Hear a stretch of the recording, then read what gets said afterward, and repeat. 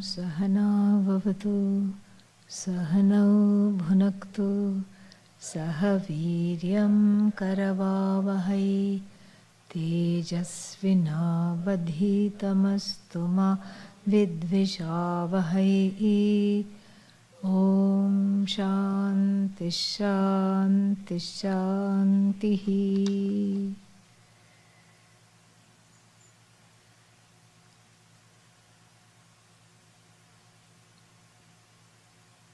When I realize that I am caught in raga or dvesha, what is the immediate first aid I can apply for relief?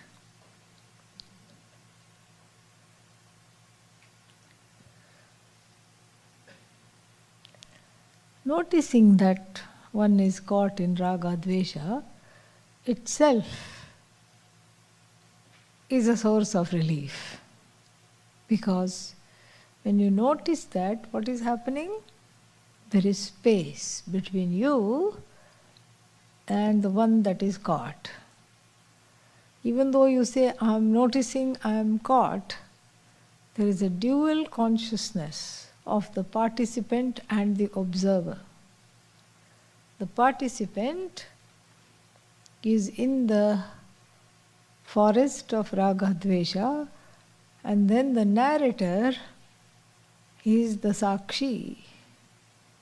So who is this participant? Ahankara. The ahankara is the participant, and the sakshi, the witness, which is again ahankara but with the status of witness. The witness is the one who is noticing that one is caught. This inner space itself is very propitious, very auspicious. When I have this inner space, then I can come back on a course correction. So I am in the thick of raga dvesha.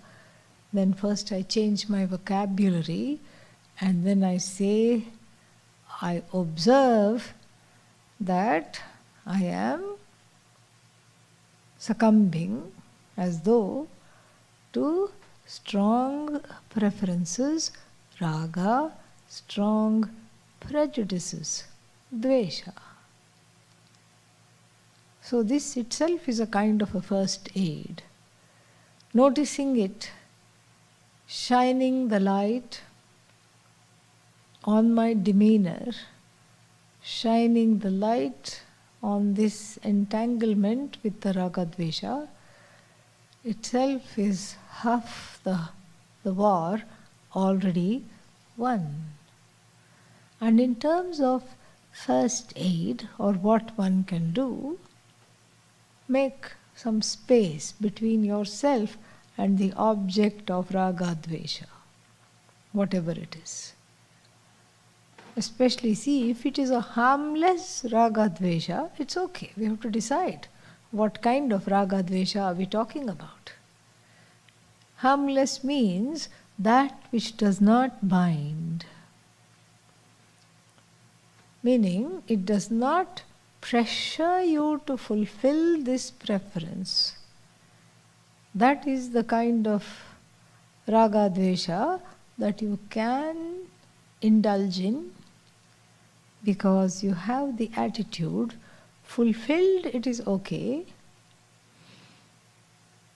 unfulfilled also okay, perhaps even better.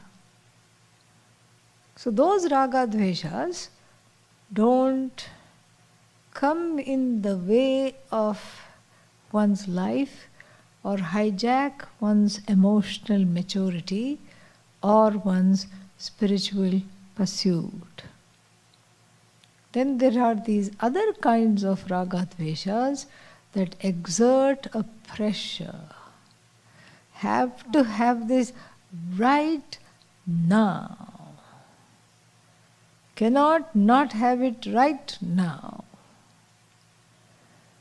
It causes impatience, there is a pressure, and an urgency. In Sanskrit, this pressure is called vega. This becomes a binding desire. So when there is a binding desire, and I notice that, the first thing to do is to convert it into a non-binding desire. How do you do that? By removing yourself from the object of love or dislike, strong dislike, and then especially if it is an object that you really, really want, practicing deferred gratification. I can have this right now. I want it right now. Let's see if I can have it after 2 hours. 2 hours go by, let's see if I can have it after 1 more hour, 2 more hours.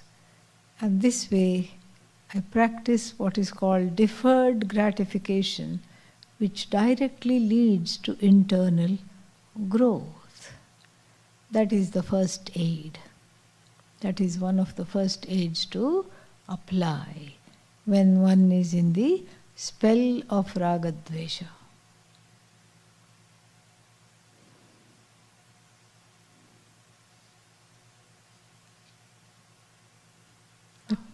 The question comes with a smiley face. Yes? Yeah. About the object, but how about a person? Same thing. Person also, same thing, because there is raga dvesha because we have objectified the person. Yes, the person is as good as an object.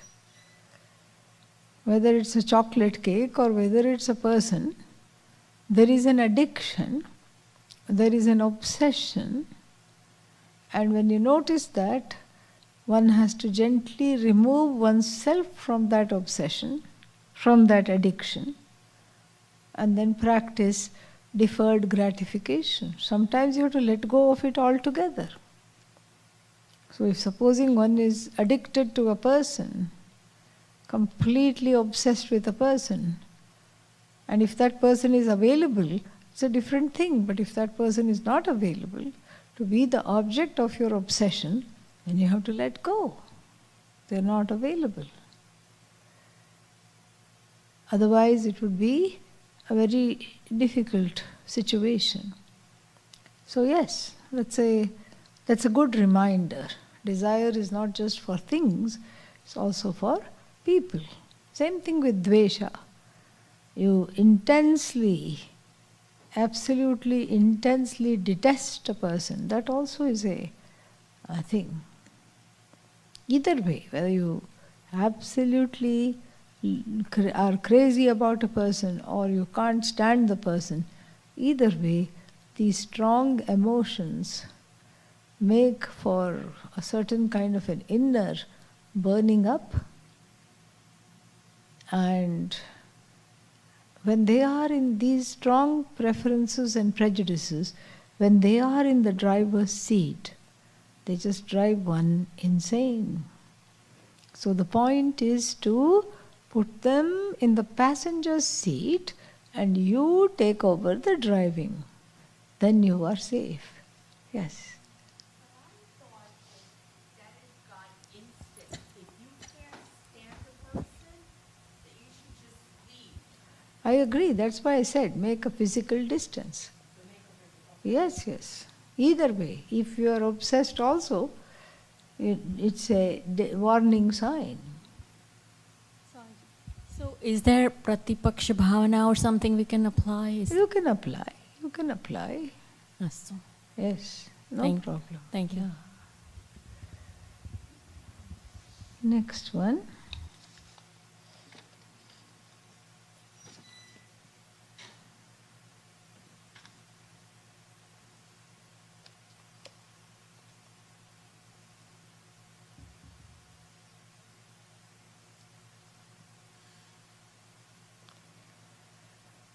Could you please tell us the story of the guerrilla warfare during Shivaji's time? Yes, yes, yes. So, Shivaji used to be very gullible, honest and gullible. A great king, very just and loving, fierce warrior. But then he would try to attack these people head on and then get walloped, lose the horses, people, soldiers, everything, and come back, licking his wounds. After one such battle with the Mughal regime, he was in tatters completely. He was himself injured, tired, hungry. Nobody could even recognize that he was the king. He was just a warrior, so he thought. And he went to a lady's house and knocked on the door and said, "Is there any food? I'm very hungry." The lady was a kindly person, and seeing him as a soldier, she knew that the war was on and they were not doing very well. And so she went and got hot khichdi. Khichdi is rice and lentils cooked together. Hot khichdi, some spices, vegetables also they can put. Hot khichdi, topped it off with some ghee, put it in a bowl, put it in front of him. And he was so hungry, he attacked it head on and burnt his fingers in the ghee and in the khichdi. And she chided him gently and she said, "You are as foolish as our king." Khichdi must not be attacked head on like this. You have to eat from the sides where it has already cooled off, and then you spiral into the center, and by which time it would be of a nice, temperature, tolerable temperature. Shivaji never told her, "I am the king." But the story goes that by eating the khichdi from the sides and then going toward the center became an interesting wartime strategy of ambushing the enemy where and when they least expected it, on the border, having the skirmishes on the border, and then the center would all be upset and off center because then they would have all the eyes trained at the border, and when they least expected, then the center would be attacked.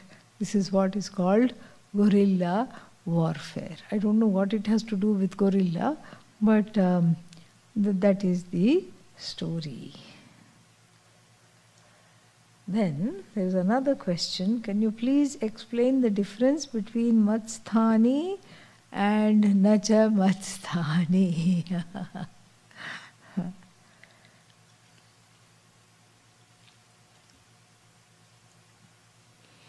Matsthani sarva bhutani. Everything has its being in me. A very sound statement. Bhagavad Vachanam, the words of Bhagavan, very sound statement. Matsthani sarva bhutani. Whatever beingness is there, know it to be my own being. Every being is me alone, it's my own being.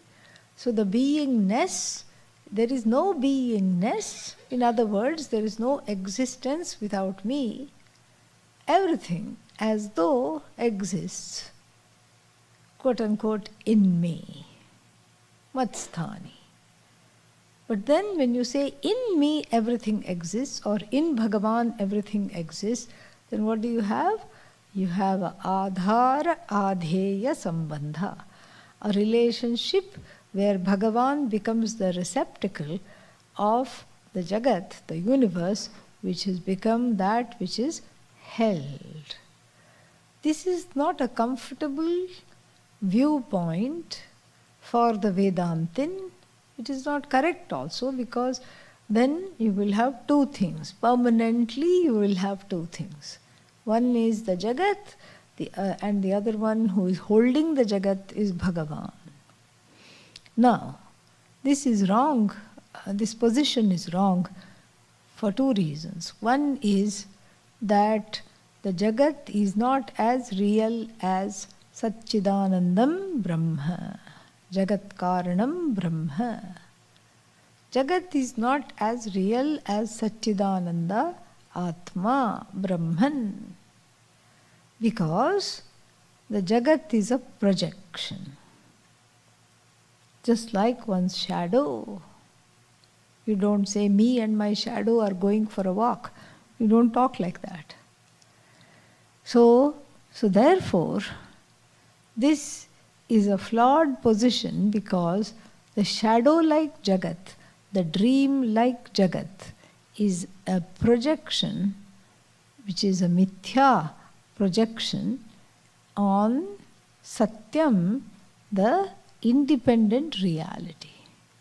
So that which is a projection is dependent on that which is the projector, so to speak, the independent reality, self-effulgent reality, Sat Chit Ananda consciousness. So therefore we can't have this holder-held kind of an understanding, and so it is denied in the next line immediately. Nacha matsthani bhutani. I'm not holding anything, I'm not holding anybody, and nothing is in me. I am free. Like the bangle is non-separate from gold, but gold is separate from the bangle. Otherwise you have to say yatra yatra gold, tatra tatra bangle. That doesn't happen. Wherever there is bangle, there is gold, yes. But the other way around, you cannot say wherever there is gold, there is bangle. Wherever there is gold, it could be in the form of a biscuit, gold biscuit, gold brick, earring, chain, etc. So the whole ornamental, or the world of ornament, the ornament world is upheld by gold. The gold lends its existence to the ornament world without becoming any one of them. That is what it is. I hope that is clear.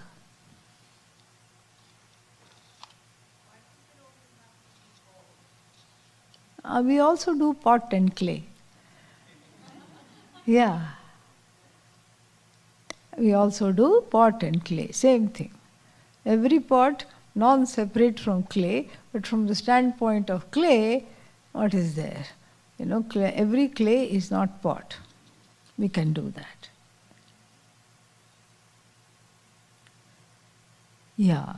Pujya Swamiji's book, Rudram. It's just called Sri Rudram. It should be there in the bookstore. Please look.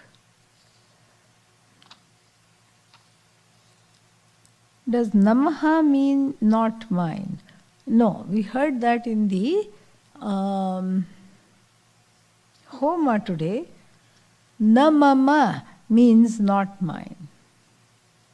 Indraya swaha, Indraya idam namama.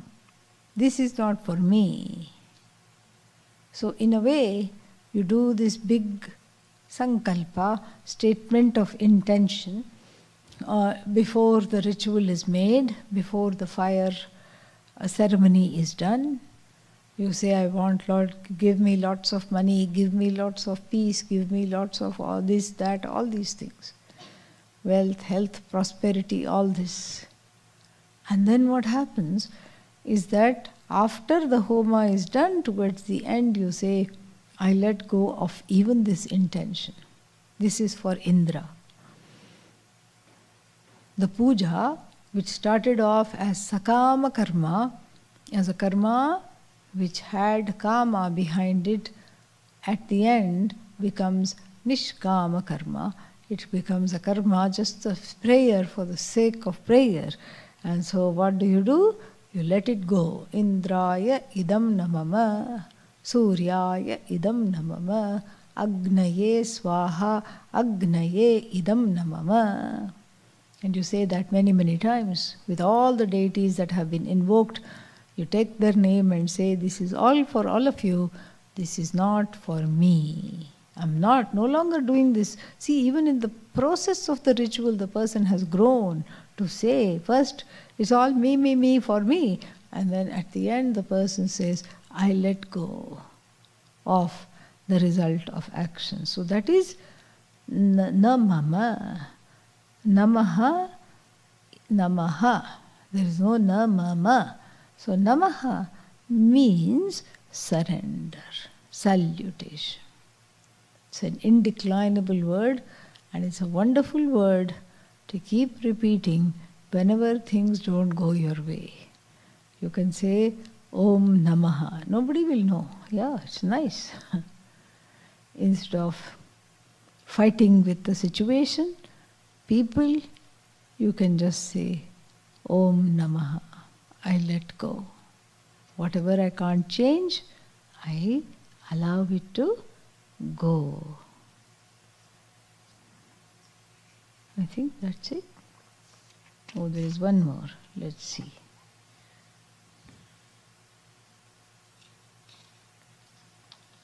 Can you talk about adharmic qualities, especially in the context of politics, world affairs?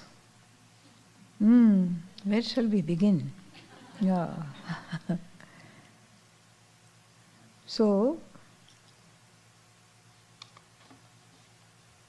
politics is a different animal, It's very complex. And very few people get into politics with the idea of being of service. Politicians should be into seva. They should do service. But that doesn't really happen. So what's the point of discussing that? In a way, we can say that the world order is in a flux. Lot of changes, lot of surprises, lot of regime changes all over the world. And we have to be prayerful, because these changes are the order, the reality, Bhagavan. So we remain prayerful, we remain alert, and we remain compassionate. That's all we can do, huh? What are the signs to look for and be more dharmic in daily life? Nice question.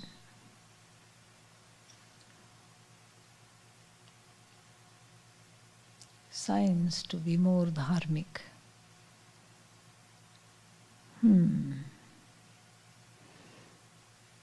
I suppose dharma is something dynamic, and one grows into it, one grows into cultivating it, and that is something that happens when you are committed to dharma.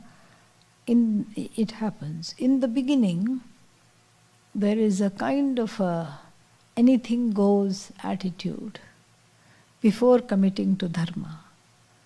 And even after newly committing to dharma, what happens? There is this feeling that, these certain things are okay. Why? Oh, small lies are okay. How come they are okay? Why are small lies okay? Because everybody does them. In business, everybody lies. So what should I do? I should also lie. Without lying, you don't get ahead. So therefore, what should I do? I should lie. This is the feeling in the beginning. So we cut corners. We just It's like those, what is that? Signs which says, please keep off the grass. And then right underneath the sign there is no grass because everybody has been walking right there. And you won't be found out. Nobody has put a policeman there. You won't be found out, you won't be fined. The parks people will just, tear out their hair silently in clumps and then just say, okay, there is no place for this grass to grow here. We will say and keep quiet. But for us, it's these little things that help us grow into dharma. These areas of grey. Because if there is a punishment, immediately one will conform to dharma. Oh no, I will be fined. Oh, somebody is looking. So therefore, I go the long way and don't take the shortcut where it says, please don't walk here. I don't walk there. If there is vigilance, if there are consequences for my action. Sadly, when there are no consequences and nobody is looking, but for good measure you look to the left, look to the right, look around to see if there is any, what is this these days, what are they? CCTV cameras. And when nothing is there, you happily flout whatever there is. As one grows, one stops even this kind of a flouting when no one is looking. Why? Because I know I am looking. It matters to me. I have to grow. I have to be. And so I school myself to notice all these subtle ways in which dharma is violated. And I start confirming to dharma, because being one with dharma is being one with Ishvara. Dharma is a manifestation of Ishvara, not a mandate of Bhagavan. So the more I am in dharma, the closer I feel to Ishvara. Less conflict, less fear, more surrender, more acceptance.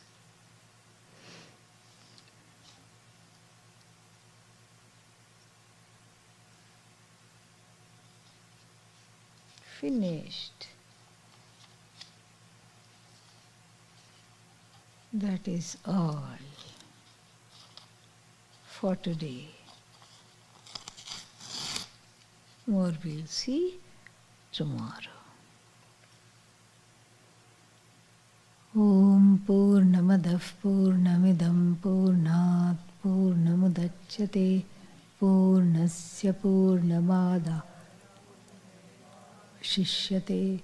Om Shanti Shanti Shanti. Harihi Om Shri Gurubhyo Namaha. Harihi Om.